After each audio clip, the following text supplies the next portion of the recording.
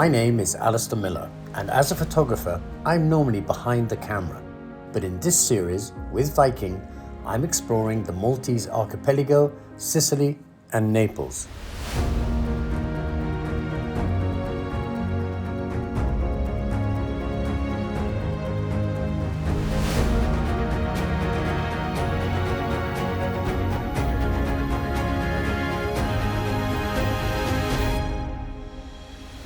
Today I'm on the island of Gozo, Malta's little sister, where I visit St. John's Baptist Church and a 5,000-year-old megalithic temple, followed by a trip to one of Gozo's most scenic spots.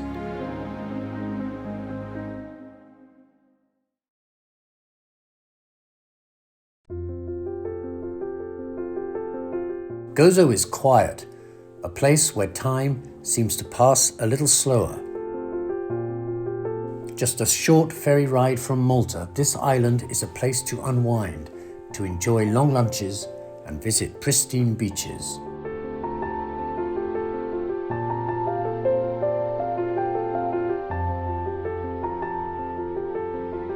And as I had a long day exploring ahead of me, my guide Esther and I began by dropping in on one of the island's traditional bakeries.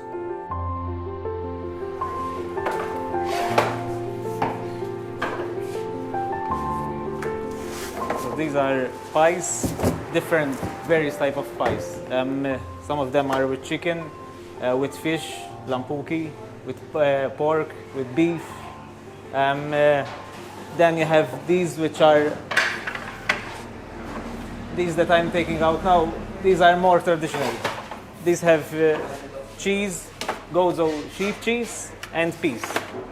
And these are traditional Cheese and to peas Gozo? together. Yeah, okay.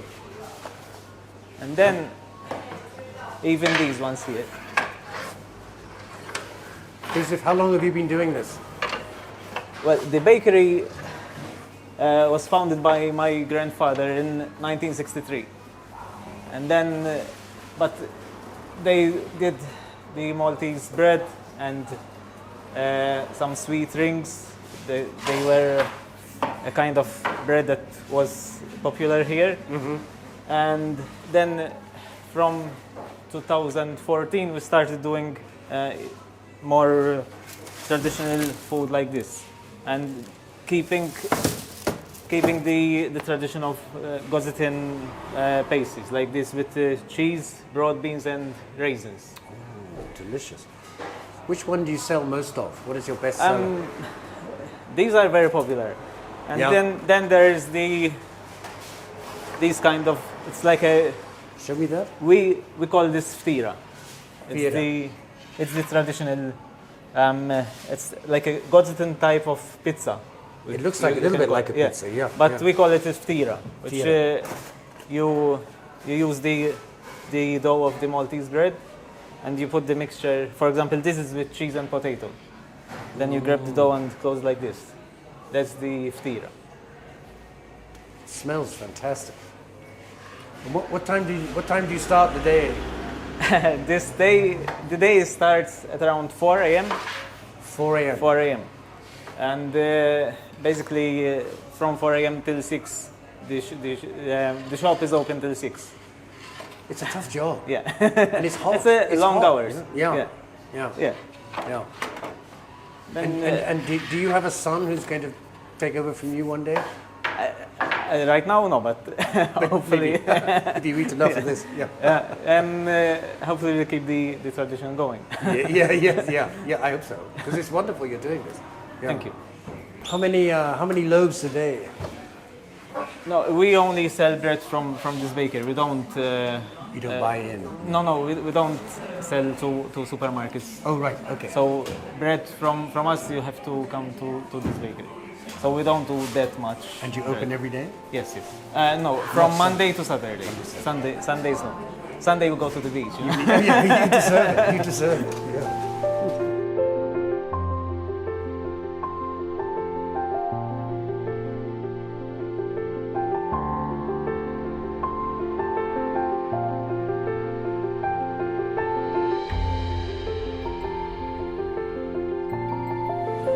As you can see, these are all our produce. Beautiful. I love these, the red ones. This is all our produce. Everything we sell from this bakery, it's made here. It's made here. By us and our employees, but it's all made here. I mean, we take pride in what we do, and you know. No, that I feel the pride. Yeah, and you're making me so hungry. Really, I'm going to buy a lot of. Now it's 9:30 a.m. So. Yeah. You eat your bread every day. Like now and then. But you don't. You're not. No, but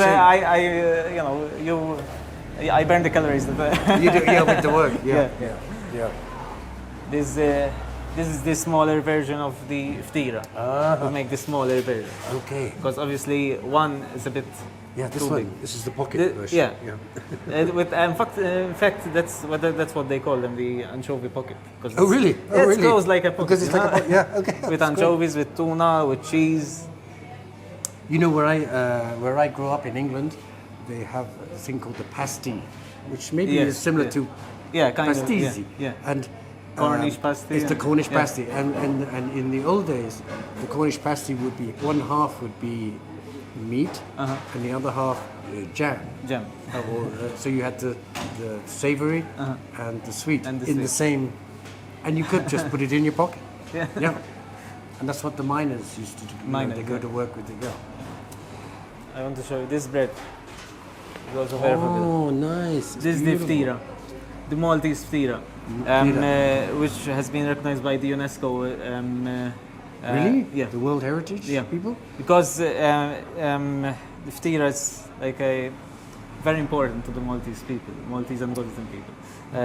Basically, you cut this and you fill it with tuna, pepper, cheese, conserva we call it, which is a tomato paste, and salad, capers, olives, onions, fresh Mediterranean. And then you put the top back on? Yeah, and go eat it at the beach. And go to the beach. I'm going to come and live in Gozo. Excellent, that's great.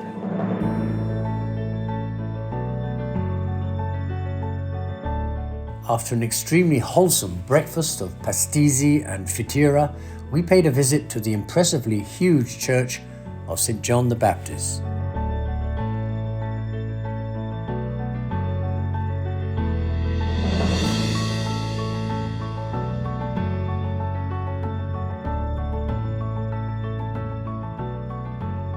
Well, when I came in, there's a wow moment. I mean, it really is quite spectacular. Yes, and in fact, as you can see, our church is very well lit because of its windows, big windows, and I think it's one of the best churches that you can enjoy and admire the inside of it. And it's I think you told me, the third highest dome in the world, is that right? Of course, yes. But let's begin with the history of this church. I think it Please will be do. interesting. Yeah. Okay, so this church took 20 years to be built. Okay, the construction began in 1951 and was completed by 1971. This church was built around an older church, which dated back 1728, and that church was in the area we are. Inside this? Yes, yeah, right. It was here, in this area, but at the beginning of the 20th century, the population of Shawkiya grew considerably, and our ancestors felt the need to build a much bigger church. But although the old church was very small, it was very rich in Baroque sculpture. It was very beautiful, and for its Baroque sculpture, our ancestors decided that they wanted to preserve it. It would be a pity to destroy such a beautiful church. Mm-hmm. So instead of demolishing it and destroying it once and for good, they decided to preserve it. What did they do? They photographed it from inside. Mm-hmm. They numbered all the stones. They dismantled it stone by stone, transferred everything at the back, and they reconstructed the old church in there. Oh, really? Yes. After we go around here, we can have a look at the old church, and you can see it for yourself, and you can decide whether it was worth it to preserve it, to take that hassle, you know, to dismantle it and to reconstruct it again. This church, during those 20 years of construction, you have to understand that there were no heavy machineries here, okay? And the technology was non-existent.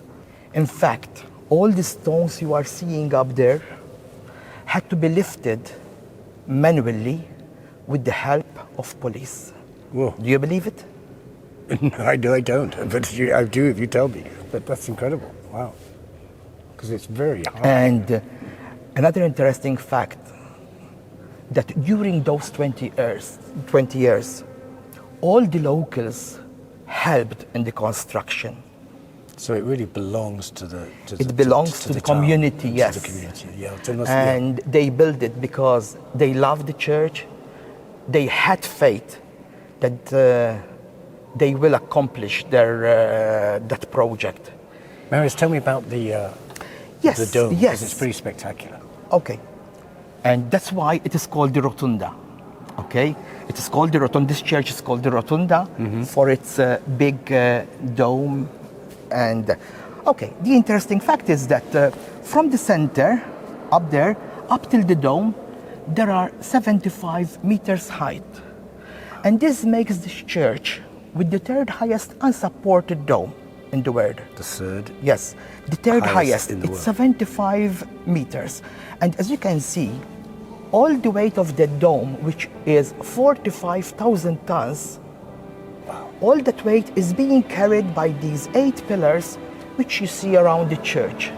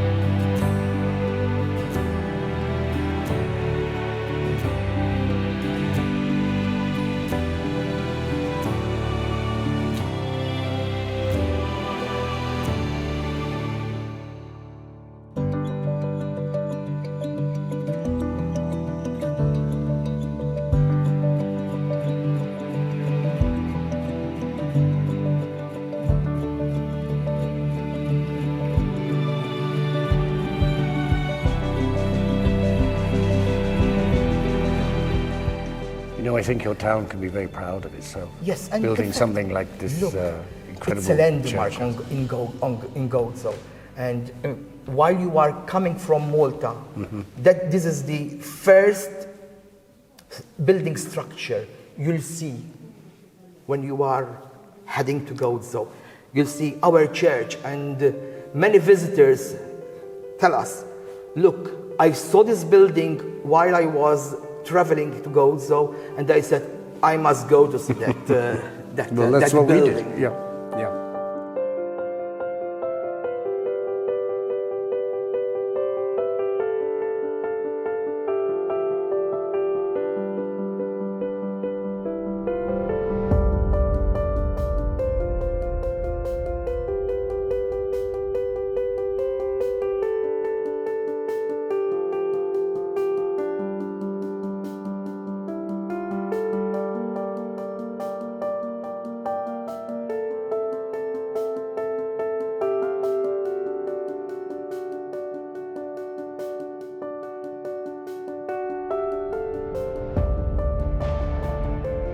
History looms large in this part of the world, and its shadow falls particularly heavily over where I was headed next, the megalithic temples of Gantija.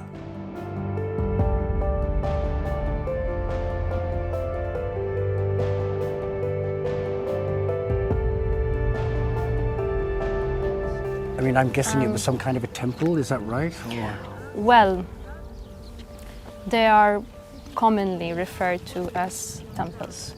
However, our understanding of what these buildings would have meant to their original users is still it's quite limited.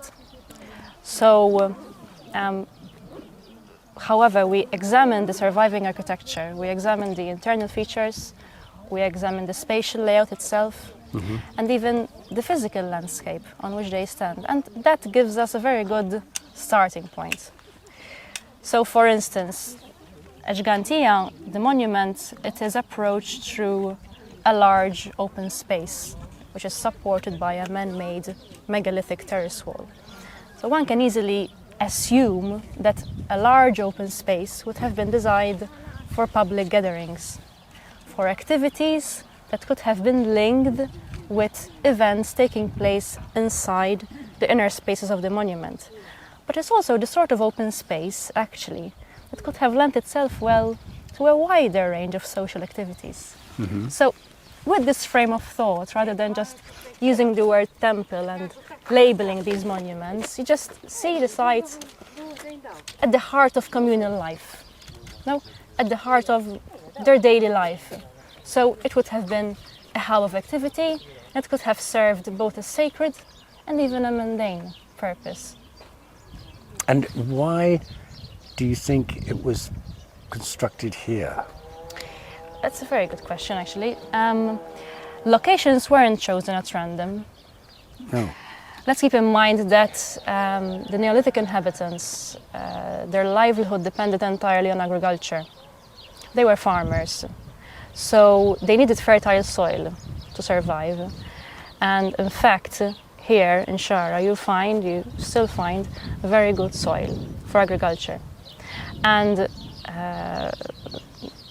agriculture needs water as well to sustain itself. And in fact, we know that there used to be freshwater springs in this area as well. In fact, an area close by here, it's called Taleyun. Direct translation is the place of the springs. So these two factors, So they had water, and they had good soil. water and good soil, they would have dictated the choice of location. And then they would have used the most available stone resource available in the area. In this case, it's coralline limestone, the hardest type of stone. And they would have used the nearest source of stone and built the site on their specific design, a design that was repeated, a design that has evolved over a span of almost an entire millennium. Just tell me again how old these stones are. So, at Gigantea, you find two singular units. Okay, they share a common outer wall, which is the one that we're seeing today, and also share a facade. But they each have their own entrance. Each unit has their own entrance. Now, it is evident that the monument was built in different stages. In fact, the larger of the two units, which is called Gigantea South, dates to around 3600 BC. Wow. And then a second unit was added later, we call it Gigantea North, around 400 years later. So it's a little almost modern. I mean, this is 3200 BC, yeah, sure. which makes it the oldest constructed Well, construction in the world. that is a very common statement, yes? Okay. In essence, on the Maltese Islands, you'll find these building campaigns going on in parallel in different areas of Malta and Gozo. So while this is being constructed and maybe closing to finishing in construction, you have another site in Malta that is being constructed at the same time. So this group of monuments are considered as the oldest freestanding buildings in the world. Not Gigantea on its own, but the megalithic sites of Malta. Should we go and have a closer look? Sure. Thank you.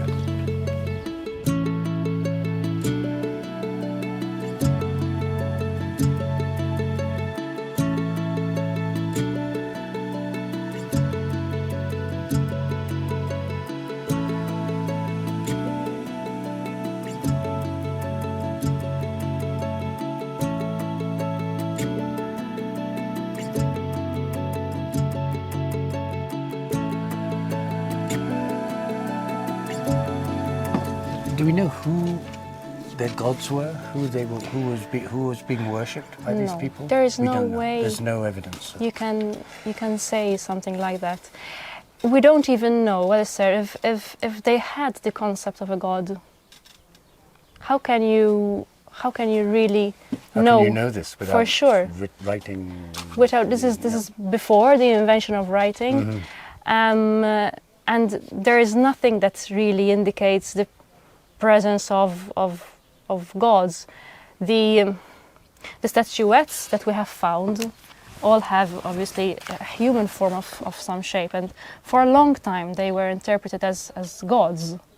But once again, you have to take a step back and say, am I biased in my interpretation? Is it because we are so used to worshipping?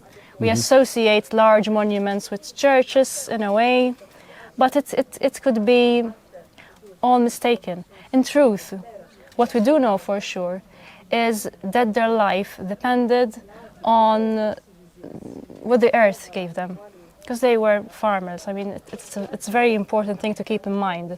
And in fact, the megalithic monuments in Malta, such as Nidra and Hajar-Im, they were built around the seasonal calendar. Not so much here, but that leads you to think that these buildings might have had a link with their way of survival. So they could have been even centers for food distribution, for instance. Why not? And there are various indications that actually lead to that kind of interpretation. The fact, for instance, that at the temple of Tarshian, you'll find reliefs with domestic animals, such as pigs, goats. You find them within these megalithic monuments, leading you to think that agriculture, food would have been at the very center of the reason, perhaps, for constructing these monuments in the first place. So we're trying to see these buildings from a different perspective lately. So what you seem to be saying is that the research is still, it's not over, it's continuing. It's never over, It's with never any over. prehistoric site, really.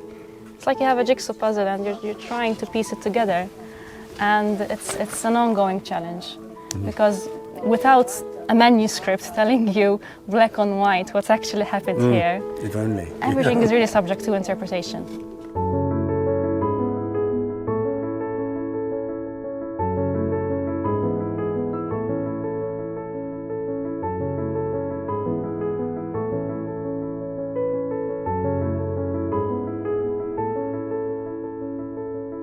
It was time to eat again, so Esther took me on a hike to her favourite spot for lunch, where I had one of the most memorable meals of my life in a spectacular setting. It's like it's floating on a glass Yes, surface.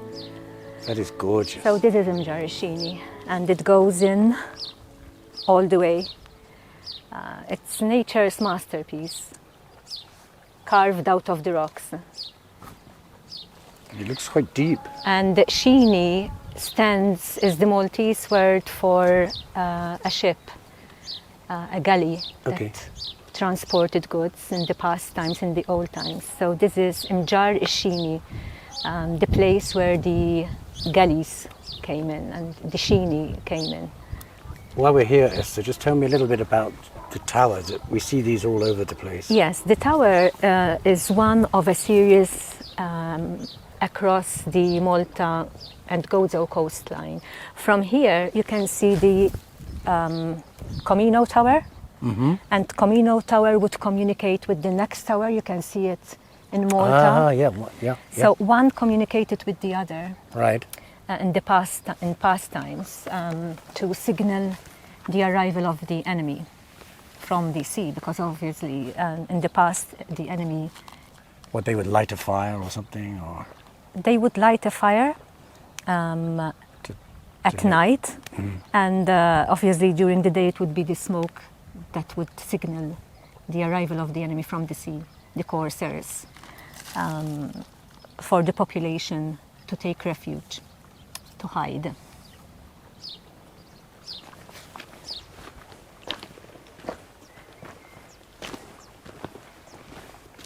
Esther, is this fennel? It is wild fennel, yes. Wild fennel. Yes, it will soon dry up in summer, but in winter it will bloom again, and it's a lovely herb to have with local cuisine, local traditional dishes. People generally put it on roast potatoes, and you can smell. Delicious. And it's a wild plant, so it's the smell and the taste that it leaves on the dishes is amazing. And in Gozo we use this a lot in our cooking? Not so much, unfortunately, but there are people who forage for these wild plants.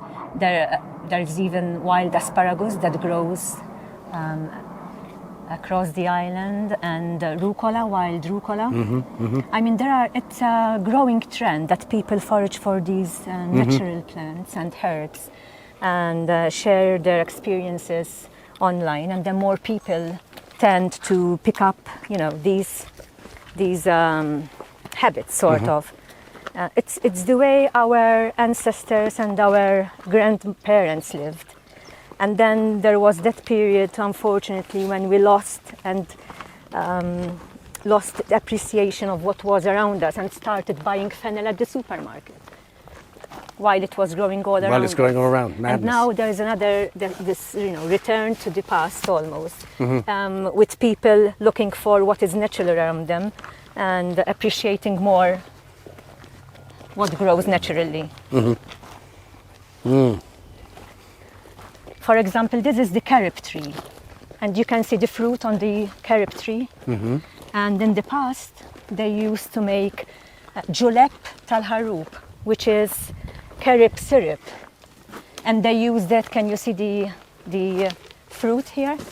Oh yeah. Can I take one? When it dries in, Oh gosh, when yes. it dries up within a few weeks, there was a process. I don't know the details, but when it dries up, it has a high concentration of sugars. Okay. And that's why they derive syrup from it, carob syrup. They do also carob syrup sweets, candies, and other products. But the most popular is the carob syrup. It's a dark syrup that is sold in jars. And they have it, obviously it's so concentrated that you can't have it on its own. You have it with hot water and lemon juice. And it's a good drink for your throat and for your soul. I think I want to go and drink some. Yeah, excellent. And at the head of the little inlet, with our toes almost touching the sand, we ate all kinds of seafood, caught that very same morning, just feet from where we sat.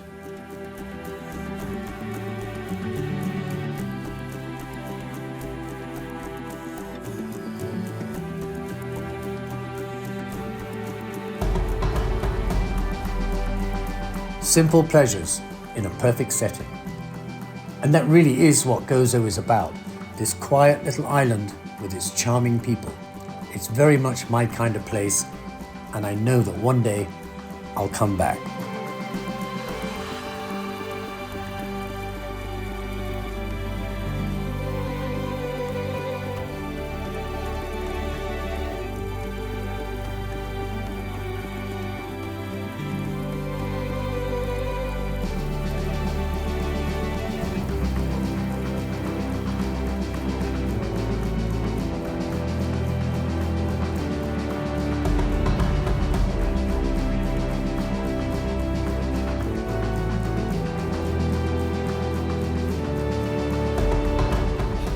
Next time, I'm in Sicily, walking in the foothills of Mount Etna.